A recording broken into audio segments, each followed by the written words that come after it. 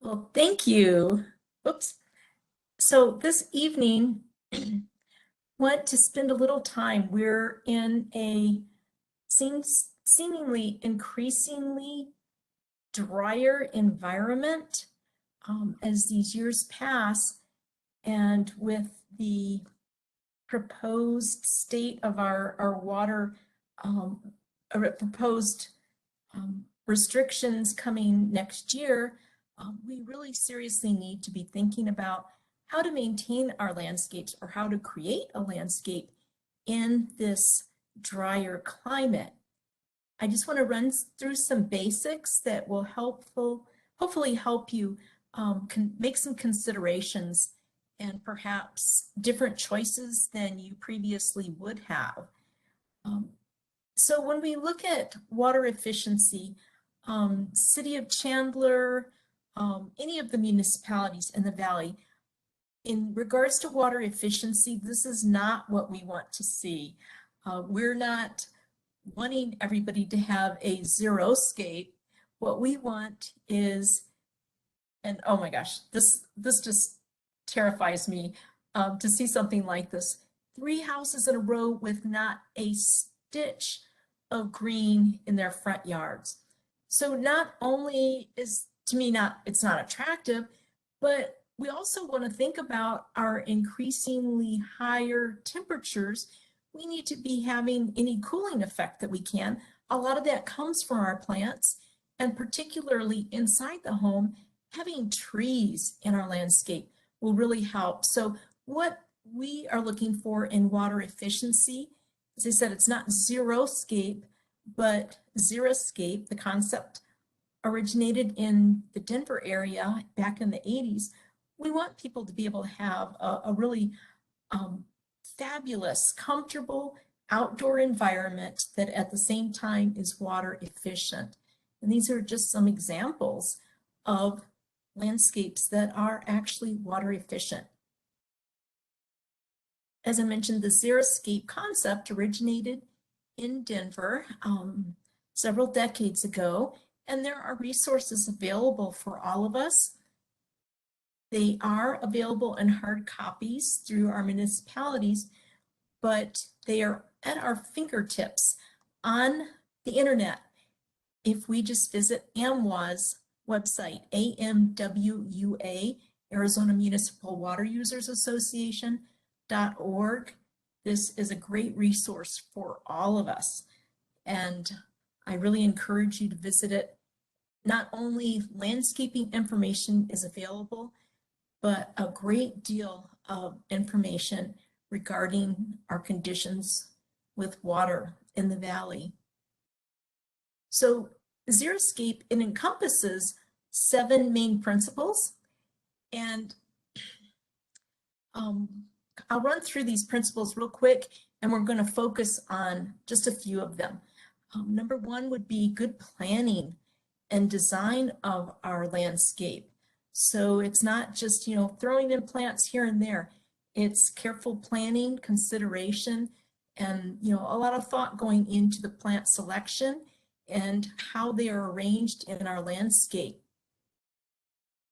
One of the bigger things, and we'll cover this in a little more detail, is the use of low water use plants. This is another publication that can be found on that AMWA website, which is great. I think, still nice to have hard copies, but if you go to the website, you can view a lot more images, a lot more examples of the plants. And by the way, this book covers 200 low water use plants for our Arizona desert region. It also has a search function where you can enter parameters. You want this or that color, the bloom season, size, and so forth, and it will help narrow down some great choices for you to think about. Third, the concept of xeriscape does not eliminate the use of turf, but only using turf when it's appropriate, as in it will be used by somebody or something, pets, by somebody who isn't just out there to maintain that turf. And when you do use turf, make sure that that space is no larger than it needs to be. If you just have a little pet using it, you really only need a small turf area. So think hard about the amount of space that's covered by turf if you intend to use it. So locating the turf, because it does have a little bit of cooling effect, locate it near the house or near centralized activity if it's in the backyard. And then you can use more drought tolerant plants kind of radiating out in that drier zone of your landscape. Efficient irrigation. One of the key things to helping us have thriving landscapes in a drier climate. Soil improvements is, if necessary. To be truthful, if we're using the most appropriate plants for our region, there shouldn't be a necessity for much, if any, soil improvement. We want plants to get immediately situated and used to the soil that they will eventually have to grow into. Right off the bat, studies have shown that that's the most effective method to get good root systems developing. The use of mulches, this is another thing that I really want us to think about, and appropriate maintenance. So these starred items, those are the ones we're going to spend a lot more time on with this presentation. Looking at plant selection, we need to pick the right plant for the right place. That's the start. With our overall planning and design of our landscape, this is something very critical. When we're choosing the best plants, whether they're native or other desert adapted plants that will do well here, they have developed adaptations over eons possibly that allow them to thrive, not just survive, but thrive in the conditions they're faced with. So one of the biggest things is the smallest, the reduced surface area of the leaves on so many of our desert plants. Leaves will lose moisture to the air during the day through pores that are open to allow carbon dioxide to enter leaf tissue so that photosynthesis can occur. At the same time, moisture, water, is lost from those pores into the surrounding air. If a plant has a smaller leaf surface, that means less moisture can be lost to the atmosphere. And that's why we see so many of our native plants having very small leaves. Even our little leaf Palo Verde, that's about as reduced in leaf surface as you can get. But this is an advantage to these plants. Some plants might have a specialized leaf surface or color. The lighter colors that we often see in the desert, they're more reflective of sunlight. In more tropical areas, you've got mainly foliage that's dark green, and that absorbs more of the heat from the sun. So might be color or perhaps a fuzzy coating on a leaf surface that will act kind of like a sunscreen. The sun rays won't be as intense hitting that leaf surface, and it also can help slow the loss of moisture to the air a little bit. Plants like our creosote will have a resinous coating that gives them protection and also can help slow the loss of moisture into the air. Some plants might have their leaves upright in vertical in orientation. If a leaf has its surface perpendicular to the sun hitting it, it will absorb more heat and need more cooling. When a leaf is more vertical, it has much less surface area that will be heated by the sun's rays. So something like our jojoba we find these leaves having that specialized orientation. We find quite a few of our wonderful landscape plants are what we would classify as succulents. They have the capacity to absorb moisture when it's available and store it in the tissues of the plant. We have quite a few succulents that are classified as leaf succulents. It's perhaps quite evident with a plant like an aloe. It has that thick, fleshy leaf. If we were to break it open, there's a lot of moisture there. Also, things like our ground covers that we call ice plants, their thick leaves have a great deal of moisture stored in them. So these plants, they can call on that reserve of moisture as moisture becomes less available from the soil. It won't last forever, but it helps extend their vigor. We also have stem succulents. It's very easy to perhaps visualize a stem succulent in the form of a saguaro. Other cacti, even our prickly pears, are classified as stem succulents. They have, oh dear, sorry.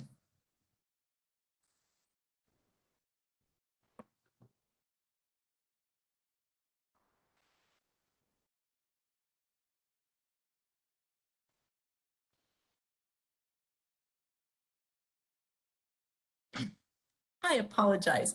I thought I had plugged my laptop in. These plants have modified stem segments that are rounded and flattened. There are few, but still, we do have some succulents that are classified as root succulents. This wonderful Arizona Queen of the Night, most of the year, it might appear as a dead stick above ground until it produces its fabulous blooms around late June or early July, which are just exquisite when they open at night. But even though not much above ground, and by the way, this stem could also be classified as a stem succulent, but what's happening underground is where the mass storage of moisture is, and also nutrients and so forth. As this cactus grows and ages, its tuberous root system gets larger and larger and larger until these can be quite big, and a good amount of moisture is stored in this tissue underground that we generally never see. So those are the succulent plants. Some of our plants have developed a system where it's beneficial to them during a period of dryness, they just drop their leaves. Now it might seem kind of, not so smart. However, even though they have to expend a good amount of energy to produce a whole new flush of foliage, this plant has evolved so it is more efficient and beneficial to drop the leaves during dry periods, even though this might happen a few times during the summer. We get a nice rain and boom, it seems like within a day or two, this plant during the warm season will have a whole new flush of leaves on it. If you've ever looked at the stems of an ocotillo, you might have noticed that it looks kind of like a fissured bark on these stems. And in those fissures, you will typically see some kind of a drab olive green color. So even when the leaves drop, it still is able, like our Palo Verdes with their green stems, still able to carry on a little bit of photosynthesis because of the chlorophyll that's in the stem tissue. Now the stem, it will lose much less moisture to the atmosphere than foliage will.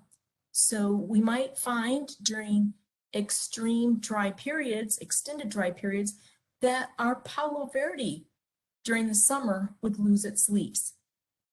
I imagine most of us in our landscapes were providing some supplemental irrigation so that this wouldn't typically happen.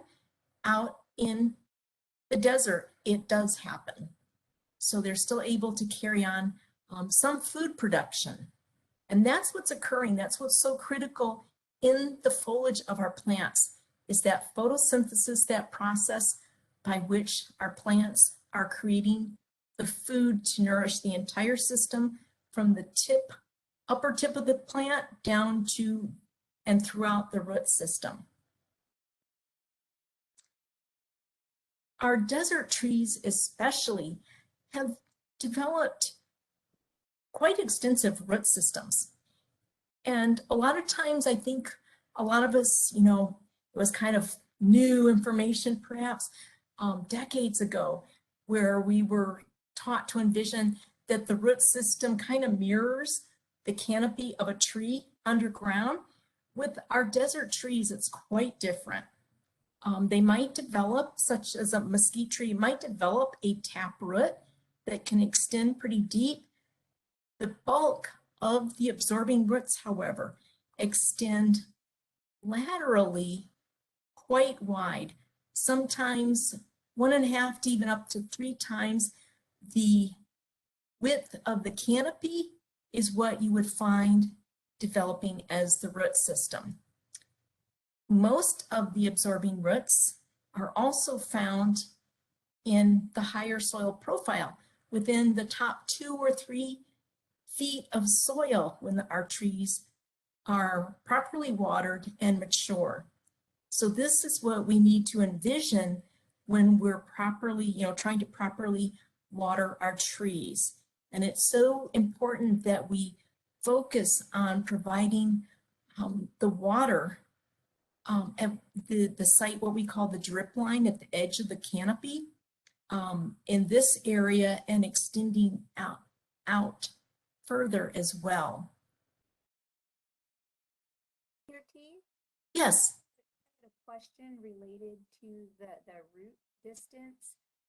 You had down that they typically go 1.5 to 3 times the diameter of the canopy. Yes. Is it more common to see them going out to the 3 times, or is it more typical to say like 2 times?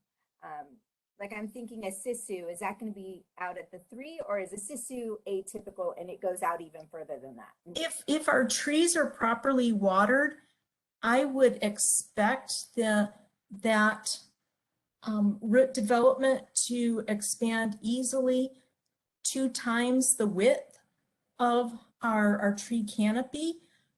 It might be more so in the wild where there's more space that we would find that 3 times the canopy. But certainly we should be focusing on providing water definitely outside of that drip line. Perfect, thank you. Sure. So, pardon me, we really need to look at the soil conditions within our yard and consider the pH of our soils.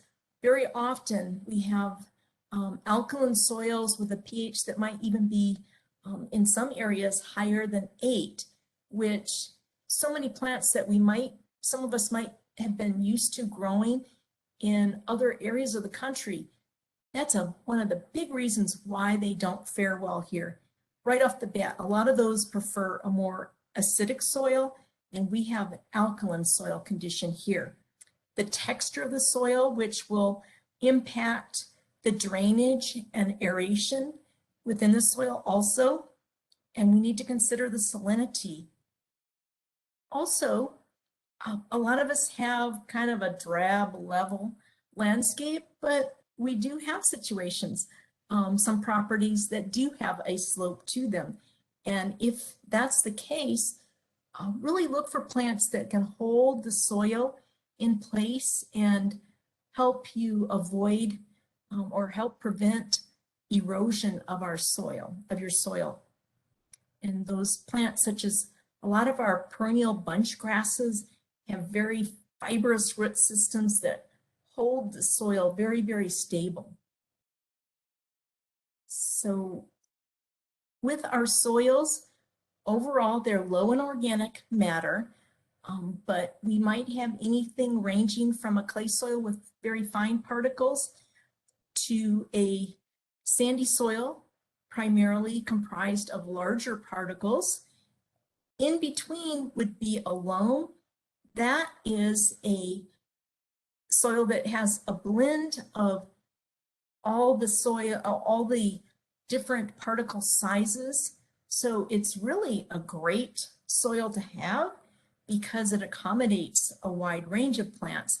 But even with a clay soil or sandy soil, you will be able to find plants that will thrive in those environments. And that's what we want to try to do, is pick the plants to really match the conditions. It's very, very difficult to change conditions for different plants, but choosing the right plants for the conditions we have makes things easier for us as gardeners. It definitely makes the situation easier for the plants to thrive. Pardon me. Let's take a look at planting. If you give your plants the best possible start, that will have them on their way to being strong and being able to really get established and make it through drier, hotter periods.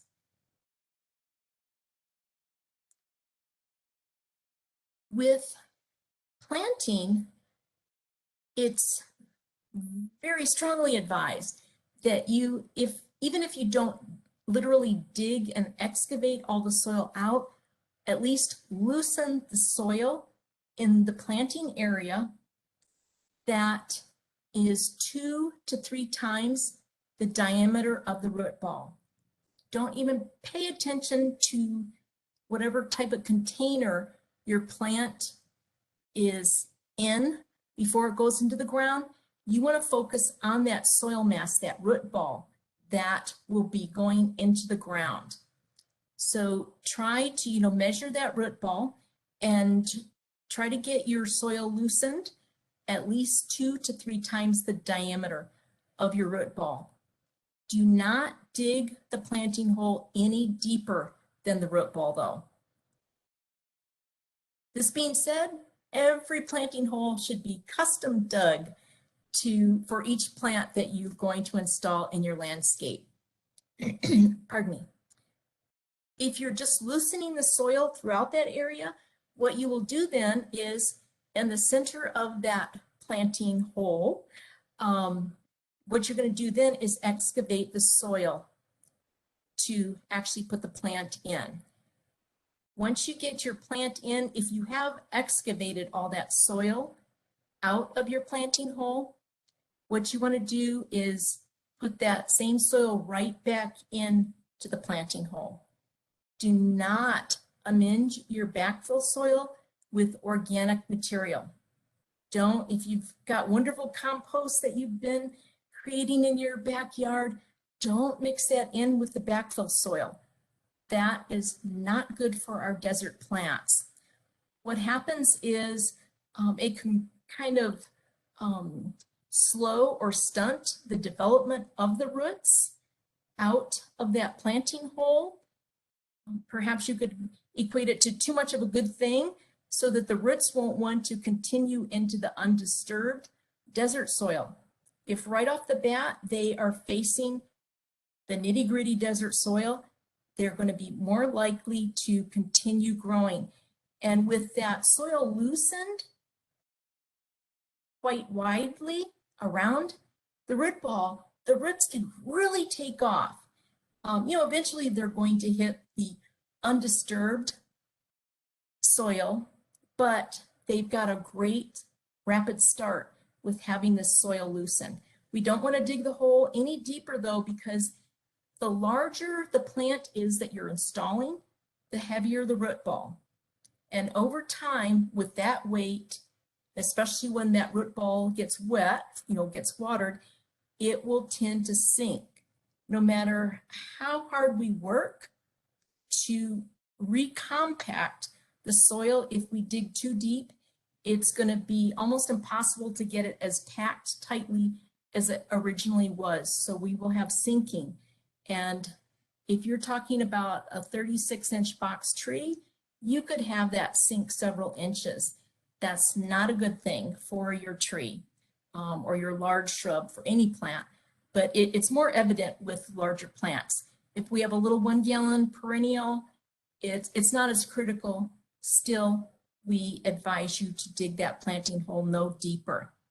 Now, if you're going to put mulch around your plant, which we do recommend, a good 2 to 3, even up to 4-inch layer of mulch, then you might want to have your plant set so the top of the root ball is even an inch or 2, up to 10% of this root ball size above grade. So if this is our original soil grade, we could have our tree just slightly above that grade so that it gives us room to put our mulch here. And when we're mulching, we want to leave a gap of about 4 to 6 inches around the plant's stem or the tree's trunk so that that mulch isn't right up against it. That might accumulate moisture for extended periods of time and cause some decay. So this is really, really critical to get the plant installed properly. Now, this root system, it's looking all nice in this diagram here. And with this example, this is the perfect root ball. The roots have grown through the soil in the container to the perfect state of development. The roots have developed enough that they're holding the soil in place. When this plant was slid out of the container, the soil didn't just like crumble and fall away. But it hasn't been in that container overly long, so we don't have roots that have started to circle around the form of the pot. So this really excites me when I see a root system like this. It's the perfect day to be planting this particular plant. Really healthy roots, they're developed sufficiently but not overgrown. With this example, you see that winding of the roots has started.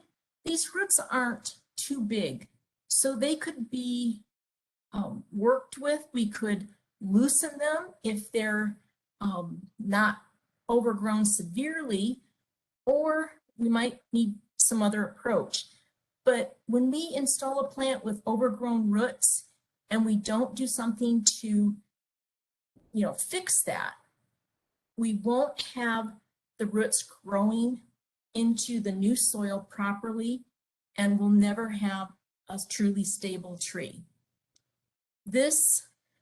Don't even put anything like this in the ground.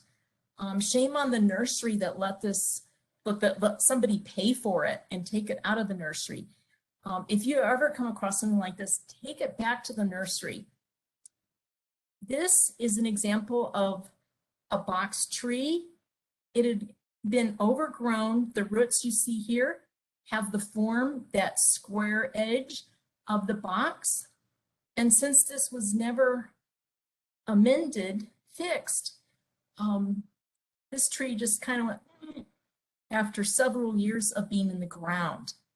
So smaller roots, easier to work with. Larger roots, we really need to prune and remove them before this tree were to be installed.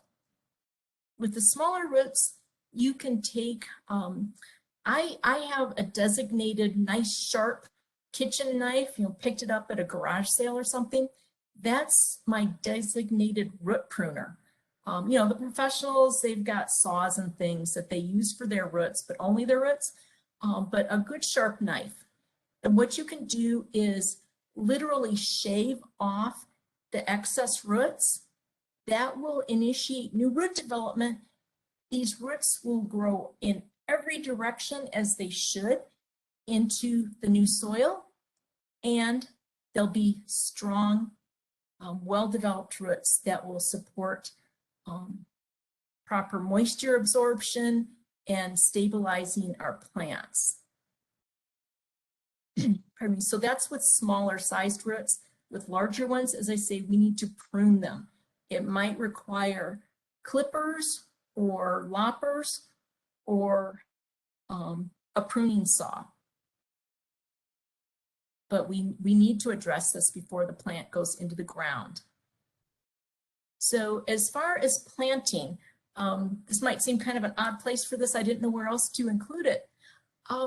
If you do have lawn area, we really encourage you to skip overseeding for the winter. It does help save in water, certainly, but when we overseed by the abuse that the Bermuda must undergo, the scalping and so forth, you know, the starving, you know, the cutoff of water and the scalping and so forth, that weakens Bermuda. Okay, Bermuda seems, you know, indestructible, but it does weaken it. And that means to really get it going the next spring season, it will require more water and more fertilizer probably to get it going on its way again. So not only are you saving water, but you're lessening or eliminating that impact of stress on your turf when you don't overseed for the winter.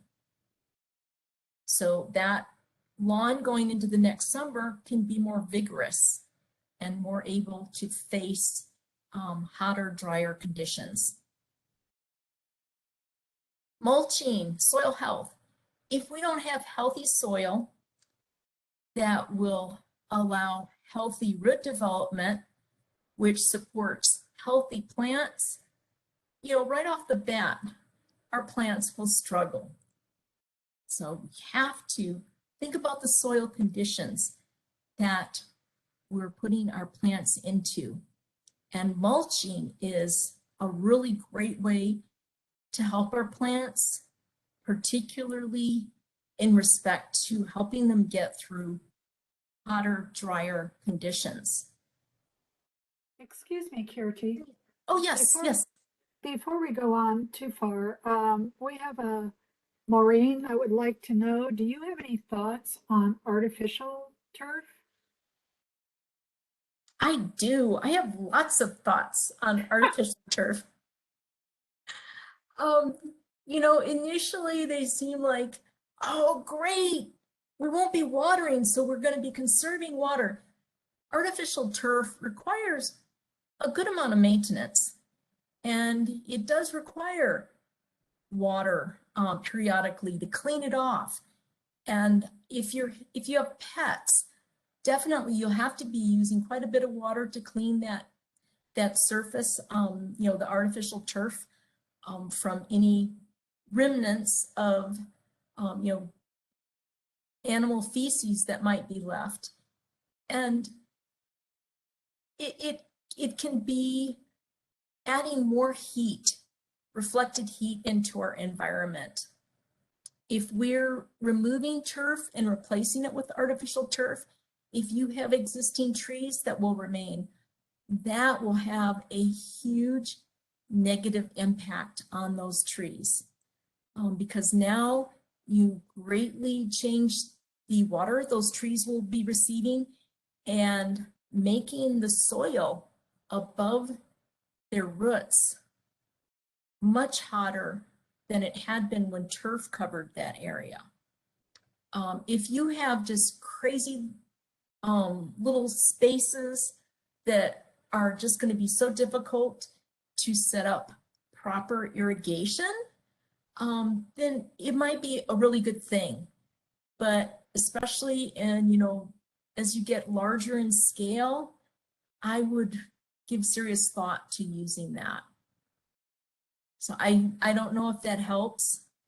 There are, I'd say, as many, if not more, cons to using the artificial turf than there are the benefits. So, Thank you, Kirti. Great. That's a great topic to bring up. Thank you. Mulches. So many of us, I'd say the majority of us around the valley have been, we're accustomed to using rock, inorganic mulch in our landscapes. And any mulch can provide benefits, but if we're thinking in terms of how to keep our landscapes thriving in an increasingly hotter, drier environment, the way to go would be the organic mulch option. And even if you make a blend of, if you just can't give up that look of the rock and go totally to the organic, you could even make a blend that will help some, but the best is a good 2 or 3 or even 4-inch layer of organic material. This is what you want to start with. Fresh, chipped material. And it's so easy, so we see so many landscape trucks around the valley. When you spot one that has that chipper on the back of it, maybe ask them, hey, I just live over there. Would you mind dropping off some chips for me?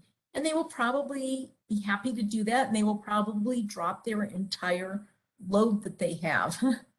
So be prepared, but don't freak. You can use it in so many ways, and I'm sure you probably have gardening friends who would love to get at least a few trash canfuls, if not more. But this fresh material is what will give your soil, and therefore the roots of your plants, the biggest benefit. Having a healthy soil means you have a really great component of living organisms in your soil, microorganisms especially. They feed off of this material and, the decomposed material especially that would be developing. So if we apply fresh chipped material, those microorganisms, they can come to the surface and start to decompose that, and the nutrients, small amounts of nutrients that will gradually be released into the soil then will benefit our plants. So this is like a natural cycle out in the wild. Leaves drop on a regular basis and little branches, trees die and fall over, and they get decomposed and become part of the soil. Critters die out in the wild and become part of the soil. So there's always a cycling back of organic material into the soil in nature. In our landscapes, too many of us stop that cycle by constantly using the leaf blower and not letting even a single leaf remain on the ground to decompose, to go back into the soil. So we're kind of killing our soil, the living component of our soil, with our modern day practices. So with this fresh material, it's really going to support activity of those microorganisms that are critical to a healthy soil and healthy root functioning. If we start with compost, with already decomposed material, it won't be giving as much benefit to them. Also, that more decomposed material, it will tend to compact more and actually kind of create a barrier, so it's harder to get water into the soil.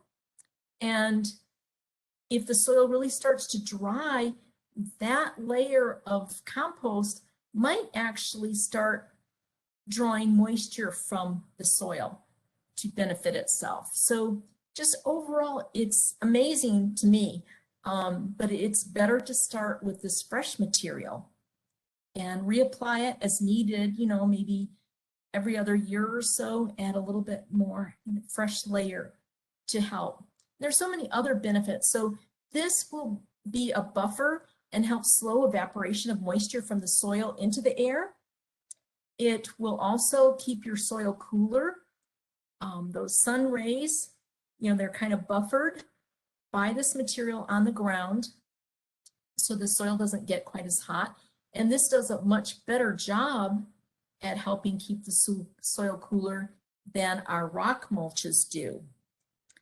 Another benefit is that at least a 2-inch thick layer, it's going to help reduce the germination of weed seeds in your landscape. There are just so many benefits. A nice layer of mulch will help reduce the rate of compaction of soil. If you're walking on it and so forth, or if we're getting hard rains, you'll have less compaction when you have a nice layer of mulch on that surface. So it's just a good thing, and it's the best when we use the organic, and the best when we use fresh organic material as our mulch. No matter what, do not put plastic down. You won't have a healthy soil. Think of somebody putting a plastic bag over your head. You can't breathe. When we cover the soil with plastic, those microorganisms won't be getting the oxygen, the air that they need to survive and carry out their activities. Roots need air to be able to, process underground. Their functioning will be limited with limited air entering the soil. So just don't use plastic. It doesn't take but a season or two of nice, dust storms here in the valley that you have enough substrate on top of that plastic for weed seeds to germinate. And you're not saving anything because that plastic is so ugly. I think every single person covers it with some kind of mulch anyway. So skip the plastic. You'll have healthier soil, healthier plants. The roots will be able to carry on their respiration, and it's just better. And you're not wasting your money. Now, some people will say, okay, I'll use weed fabric instead. I don't even recommend that. Over time, you can get so much fine dust that will settle that it will become a little barrier. So again, you're decreasing the air that's able to enter the soil. So it's even recommended to not use the weed fabric. Still going to get weeds to germinate on top of it if you do not put a sufficiently thick layer of mulch, whether it's organic or inorganic, covering the weed fabric. It will rear its ugly face. And here, all of these light spaces that you see, this is where the mulch is showing through in this landscape. So, to me, that's pretty ugly. And it doesn't serve the purpose. Save your money. Do not use plastic. Do not use weed fabric around your plants to deter weeds. It doesn't function truly, and it can cause problems for the root system. Okay. Hey, Kurti. Yes. We had a question relating back to the wood chipping. Does the wood chipping go in the tree basin or everywhere in the extended drip line throughout the yard? I would say use mulch throughout. Okay, so if you think about if people use the gravel, the rock, when we look at a landscape, it's everywhere around our plants, right?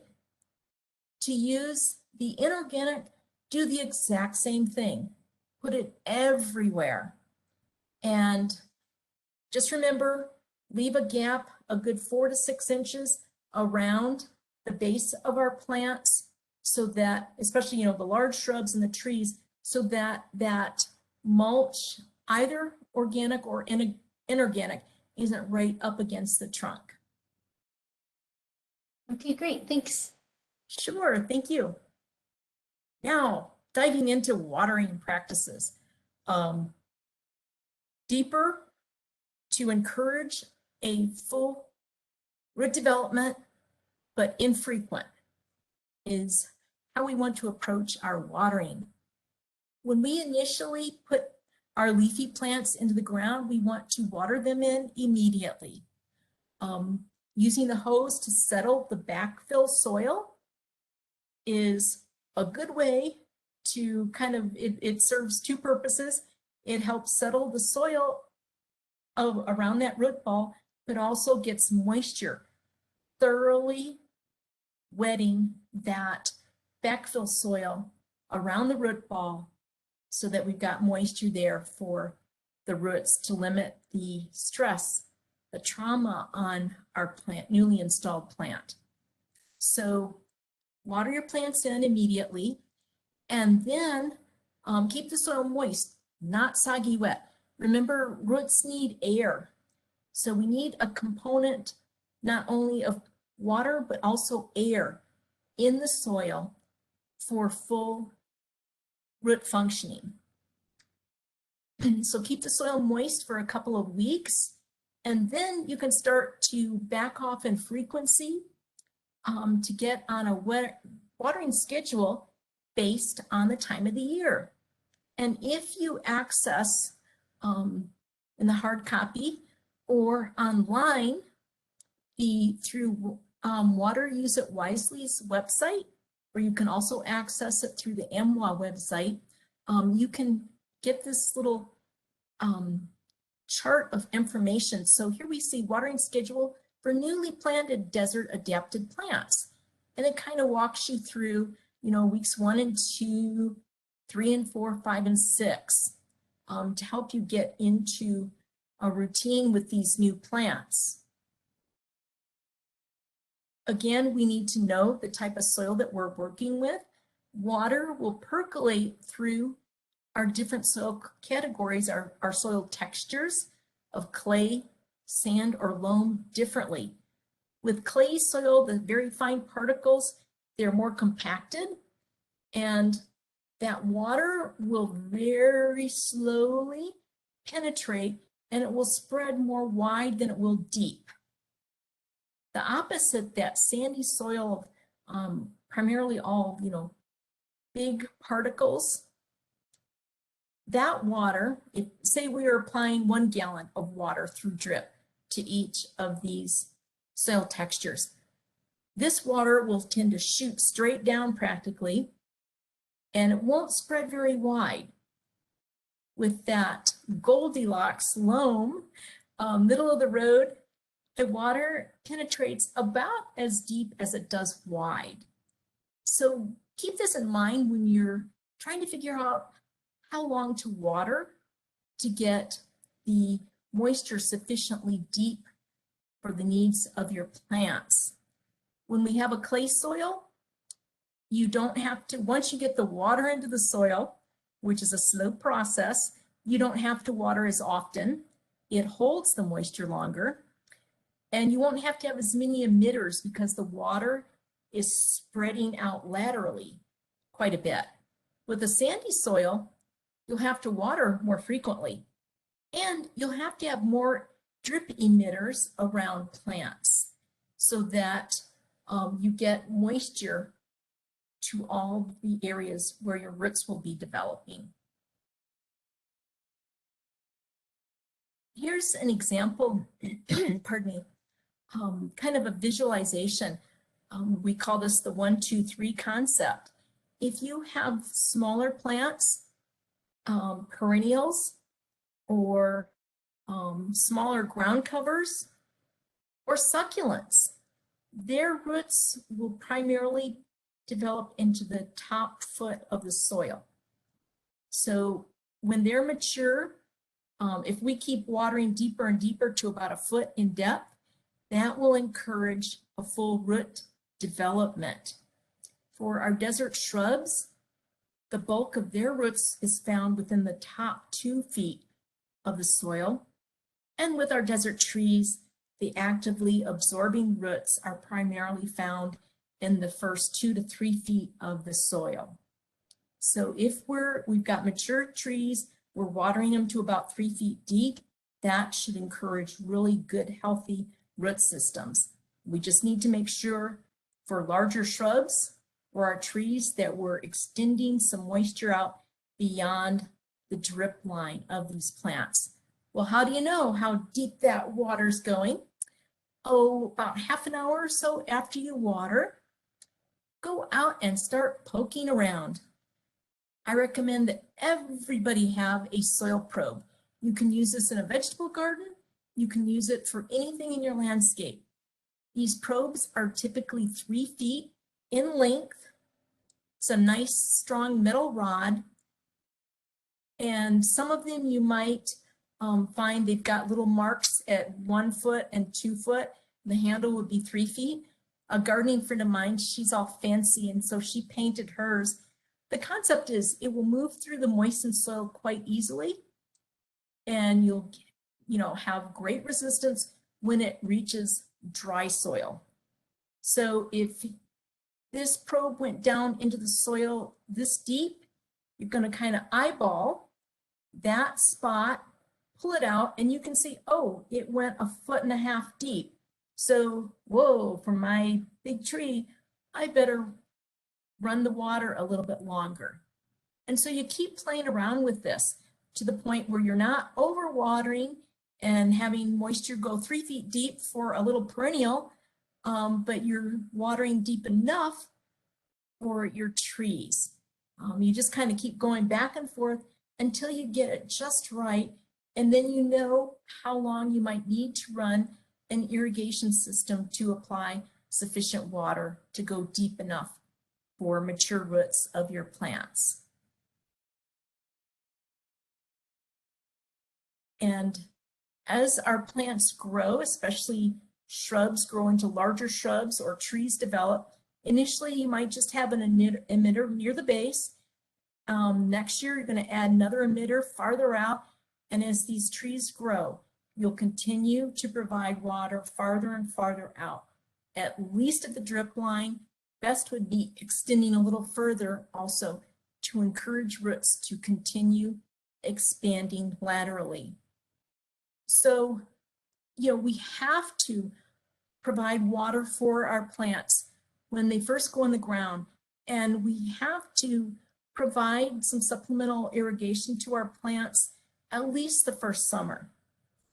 For our perennials, they probably can get a good vigorous root system develop in that 1 year, that first year. It might take 2 or maybe 3 years for a medium to large size shrub. It could take 3 to 5 years to get a full root development on a tree. And then we can really start backing off on water frequency. If we don't have, if we don't encourage full root development, that's when the higher temperatures and the longer dry periods will have a greater impact on our plants. And our plants, they're an investment. So we really want to maximize their health so that they will be able to sustain through harsh conditions. And my friend Jeff Lee, you might have attended one of his workshops. This is a diagram that he uses in his class. Don't tell Jeff I'm using it. But it's a great diagram, a great illustration of an approach to watering our trees. They're small when they go in, and you would have your emitters here near the base. And perhaps the second year, what you would do is move this water back to this point. And by the third year, maybe you'd put goof plugs here, remove these spaghetti tubes, these emitter lines, put goof plugs in, and then start focusing on having your water be provided outside of that J loop. And you can just continue extending that over time. Here's an example, live example. The poly tubes coming around here with spaghetti tubing. It hasn't been set properly into place yet, but I think there are 5 emitters that were provided initially. And then the next year, you'd have them farther back, and then eventually you could pull these out, put goof plugs in, and start having your emitters radiate out like that. That's a great way to irrigate your trees. If you don't have drip irrigation and you're using wells, make sure you move that raised berm farther and farther out so that the water will be applied correctly. And especially when they start getting really big, you could just leave this berm and then make another berm farther out here and apply your water in kind of that donut ring out there once your trees really take off. If you have fruit trees and you're not just using mulch everywhere through your landscape, definitely add some organic mulch around your fruit trees annually. Will really help keep the soil moisture higher, longer, and be a nice buffer to keep your soil cooler. Just remember, we never want to have mulch within about 4 to 6 inches of the base, the trunk of our tree. Excuse me, Kirti. Yes. We have another question. It says we have a mature 8+ year desert willow tree that has been growing volunteers. Does that indicate watering issues? I'm sorry, it's what? The desert willow is what? I think she means, you know, when they grow the water sprouts, she calls them volunteers. Well, our desert trees naturally want to have branches develop right from the base on up.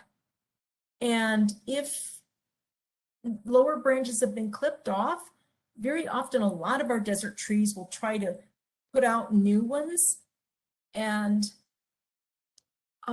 that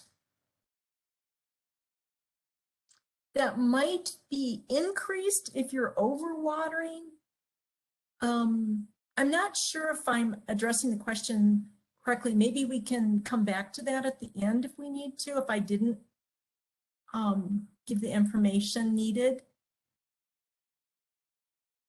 That's fine. We've got a couple more, so let's hold those till the end and maybe you'll answer them as we go on. Oh, okay. There are some wonderful publications available through the Cooperative Extension System. Through the website, you can just go to the Cooperative Extension website and you can find loads of valuable publications. This is just one on drip irrigation that, you know, runs you through the overall basics of a drip irrigation system, which can be very helpful. So key thing, you want to have different valves for different watering schedules or different types of plants. I always recommend that everybody have at least 3 valves, one for desert perennials, one for desert shrubs, one for desert trees. You don't have to have signs for them. This is at a demonstration garden. But you know, you can just to visualize having these different valves because these plants will have different watering schedules. The frequency of water application will be different. Also, the amount of water you'll apply will be different. If you, in addition to those, have a veggie garden, throw in another valve. If you have turf, you have to have another valve for that also. Okay, and you know, there are all kinds of controllers. A lot of us are going to what we call smart controllers these days. That can be, we can enter information about our soil, the plants that we have, the sun exposure and so forth that can help get our schedules, you know, more accurate. But even the old style, you want to really work with and manage the scheduling of that. We always recommend using pressure compensating emitters, whether they're individual emitters or inline emitters that we see here in this poly tube.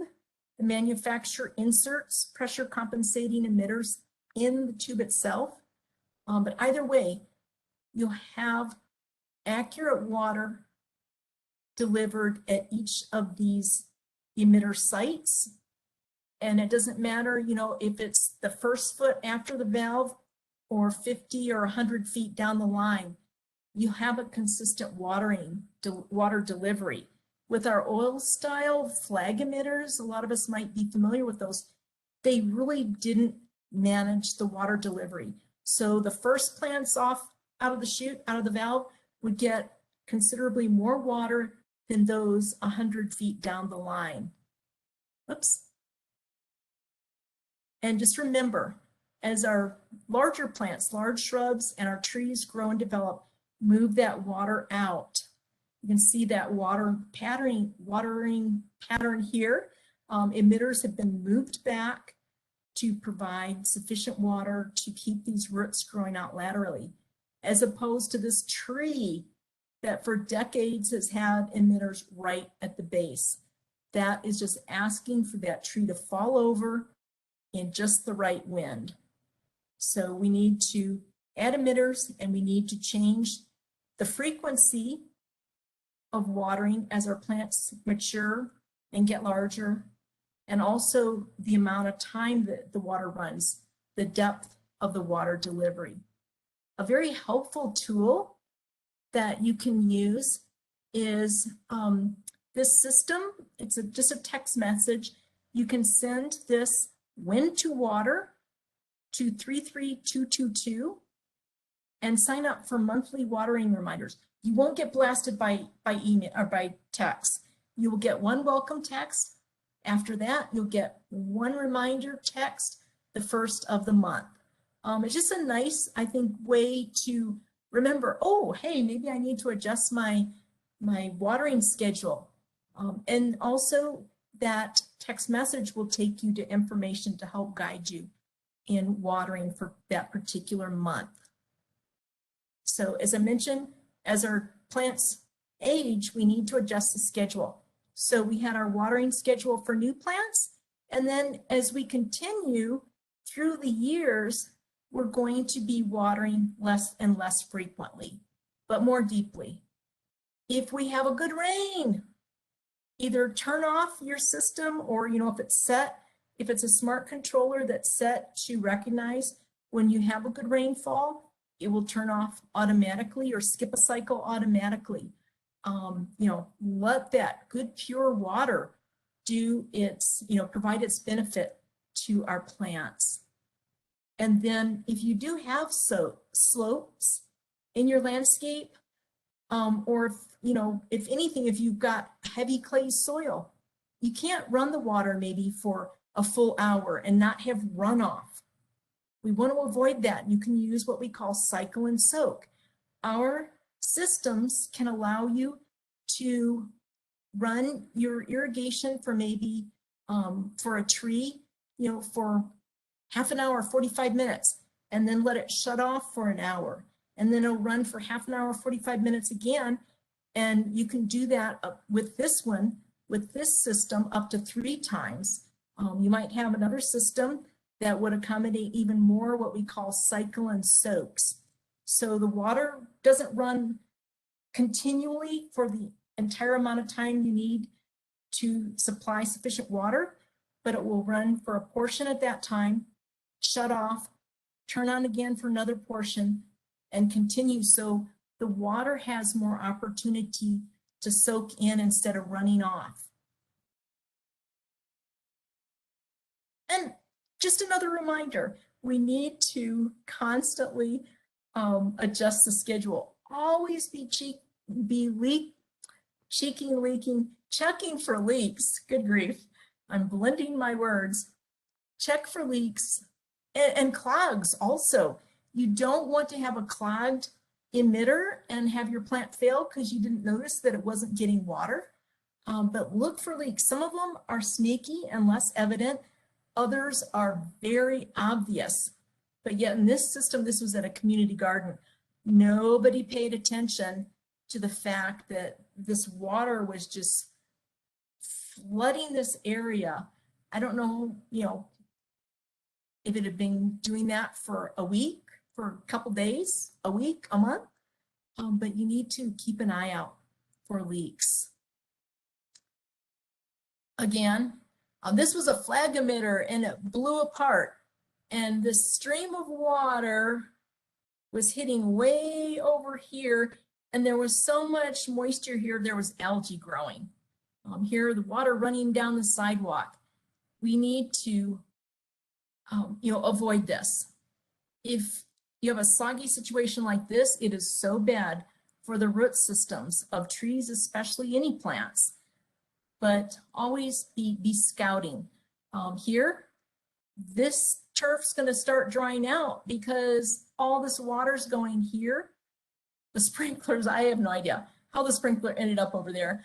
But after, a few days, you're going to start to see drying here because the sprinkler isn't shooting the water as it should. And, here again.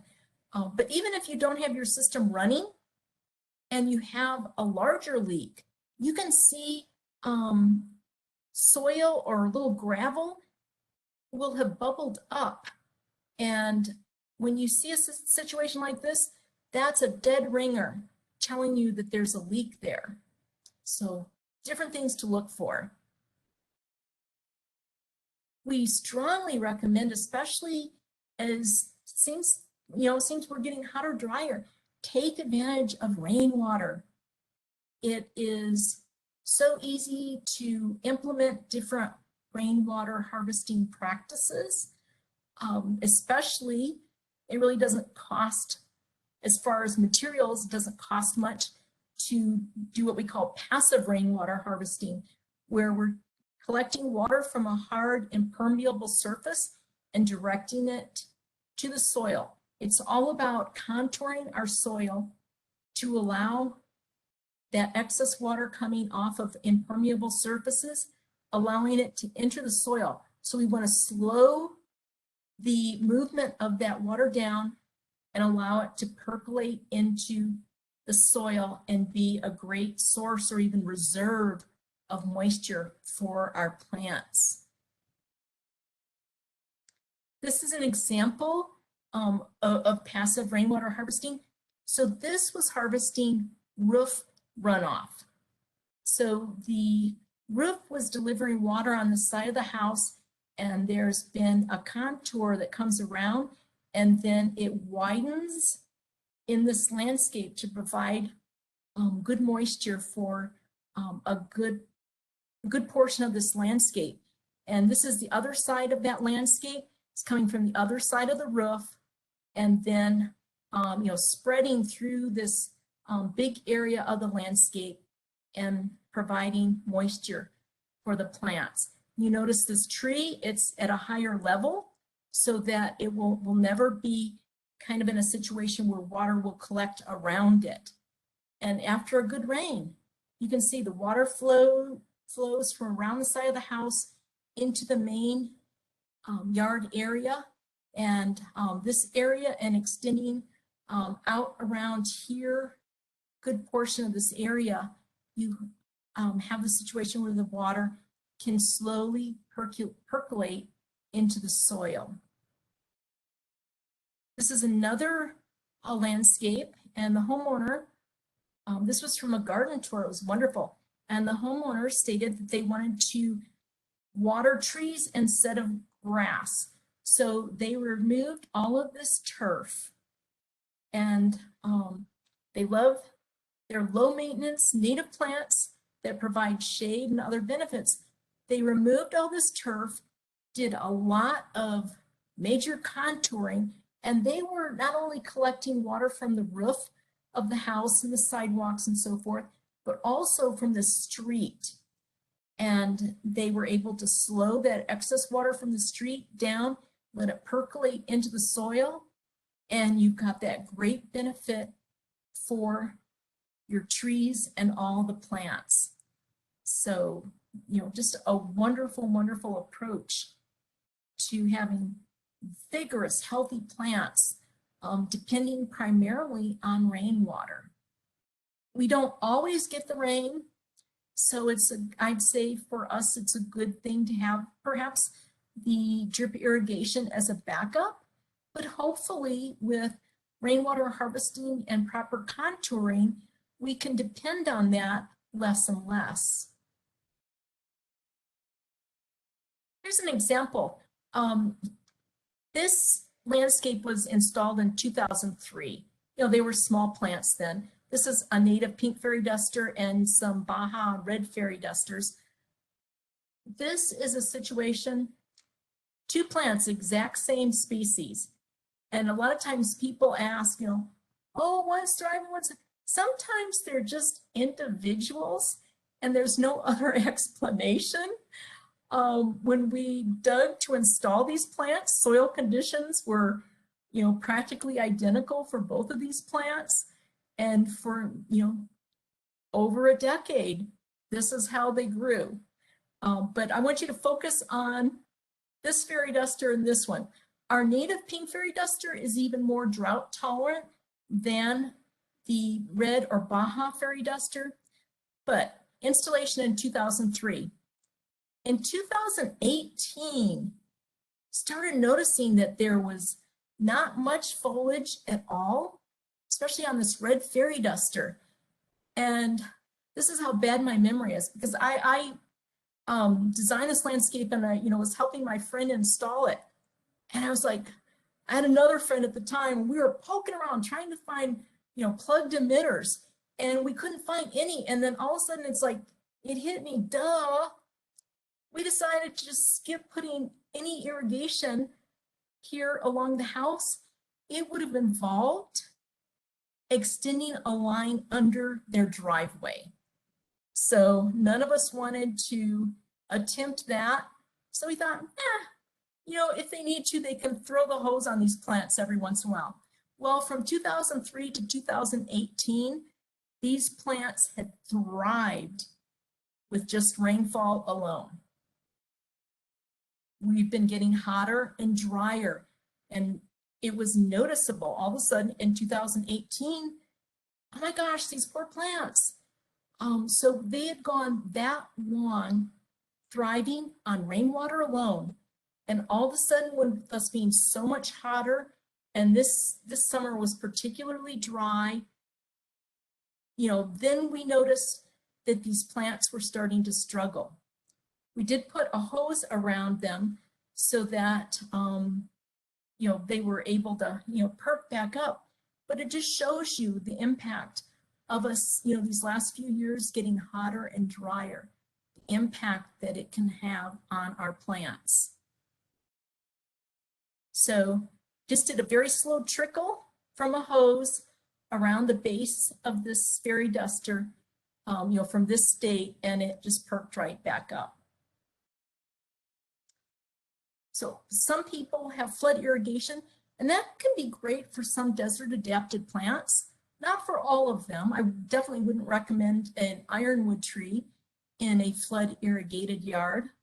But this situation was not flood irrigation.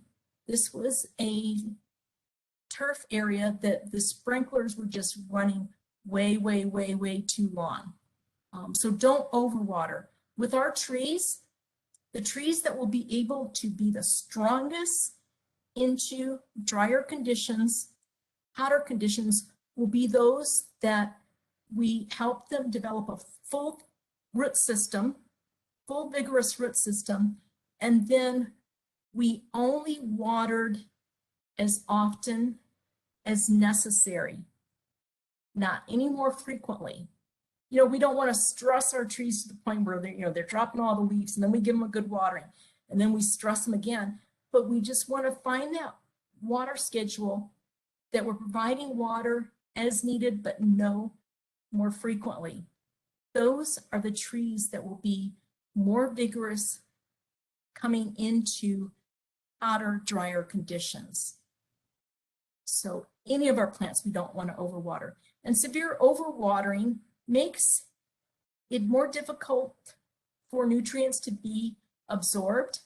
When we saturate the soil with water, we're eliminating that critical air component in the soil, and also the chemistry changes so that a lot of those nutrients are not available for absorption. When we compound our alkaline soil with a waterlogged soil, it impacts the availability or increases the unavailability of these nutrients. so much more. So always be aware, water as much as needed, as often as needed, but no more frequently. And don't, water too often with shallow waterings.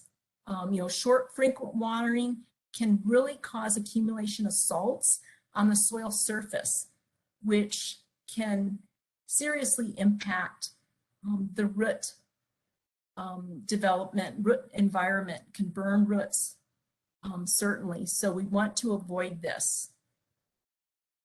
And there are some plants, this is kind of some miscellaneous stuff now. Some plants might go dormant at a time of year we don't expect. The chaparral sage pretty much goes to rest for the summer.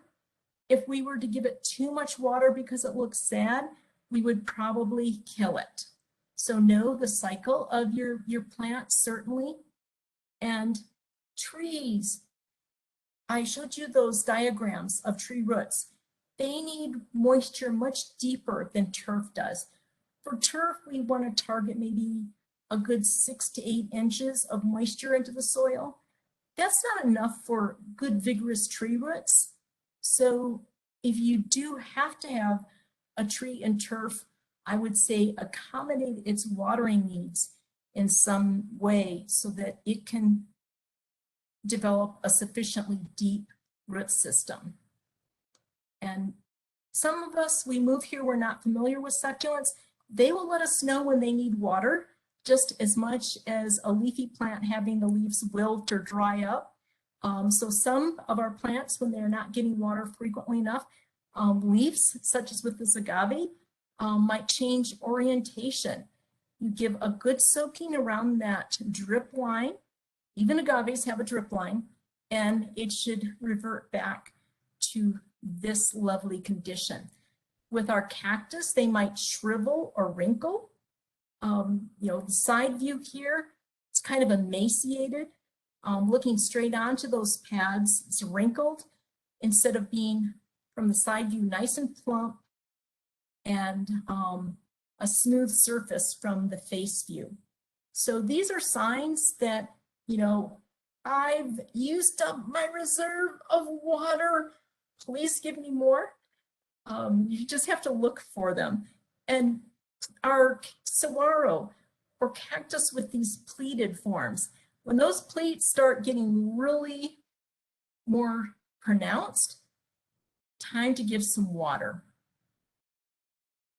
And with, for instance, people buy these bare ocotillos, and you have to provide some moisture in the soil at the base of the plant. You don't want it soggy wet, but you have to provide some moisture for roots to start, new roots to start developing.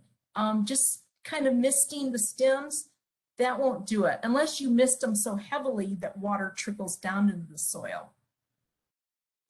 So when we're coming into a harsh winter condition, if we have a freeze predicted, just think, if it's a leafy plant, if you can make sure there's sufficient moisture in the soil a day or two before the freeze, that will help minimize this freeze damage.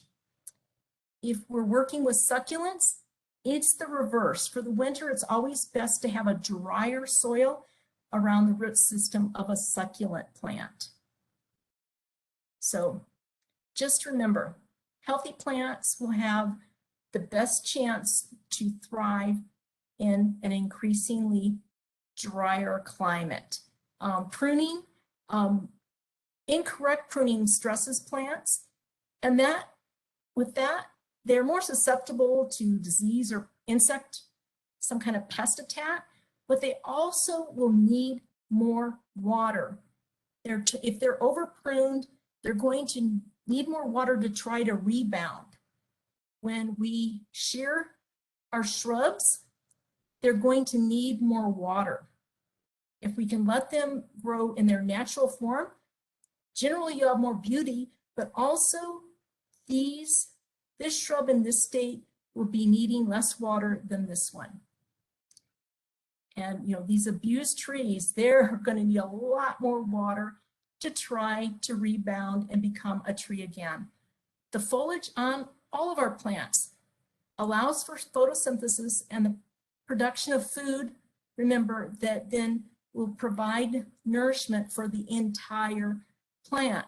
When trees are abused like this, that's, pardon me, a fraction of what the canopy should be, a fraction of the canopy that this whole structure is depending on for a source of food, including the root system. These plants just can't do it. Gradually, they will weaken and fail. And this isn't providing any shade, no benefit to us. Even plants like this, we are stressing them when we improperly prune. And agaves, they were never meant to be like this. Limit the fertilizing of your plants. Don't over-fertilize because that will require more water. And with that excessive growth that you're promoting, you'll need to do more pruning and you'll get into a bad cycle. Definitely during dry periods, don't fertilize. That fertilizing, that application could have very harmful effects on the root system of your plants. And I just want to leave you with this. This was a volunteer. A seed from this neighbor dropped here. And this is one of one of the Australian sennas. And it was huge, like almost it's about 6 foot tall and had a huge canopy, branching all the way to the ground. My friend kept saying, can you prune it back? She was worried about, it's right next to the driveway, worried about her car. So I pruned it back. But this was another example. This had been full of foliage for over a decade. It had just grown huge with rainwater alone. It was getting that excess water from the driveway and the sidewalk, accumulating in the soil there, and it was thriving. And then about 2018, it started to look like this, dropped a good portion of its leaves. So a lot of these plants that have been strong enough for years on rainwater alone, with the extreme heat and extreme drought, they're showing a negative response. So these are 2 more publications that I really encourage you to check. These are fairly new, but Drought and Extreme Heat, Plant Responses and Landscape Maintenance Practices. And as I said, we encourage you to investigate and hopefully implement some rainwater harvesting in your landscape. And this is a great publication to guide you in best practices for that. So I thank you.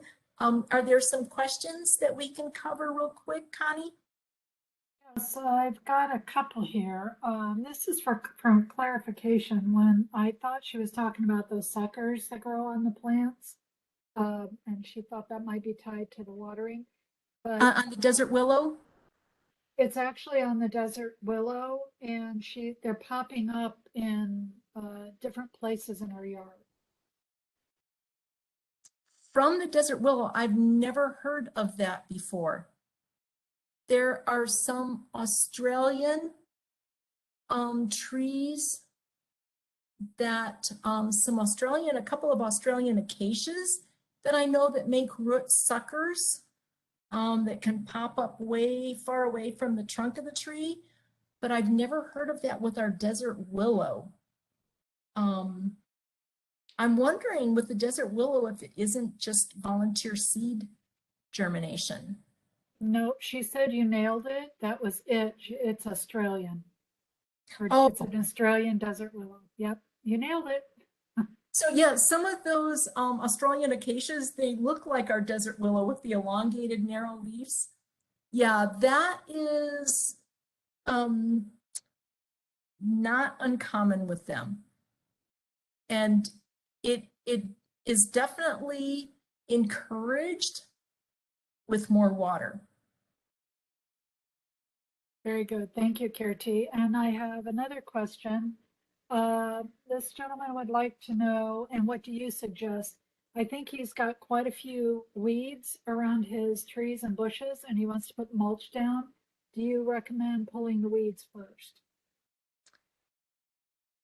possible to remove any, additional weed seed from, being incorporated into the soil, if possible, it would be great to remove those weeds. If not, with a thick enough layer, and at least 2 to 3 inches thick, that should help suppress potential germination of the weeds.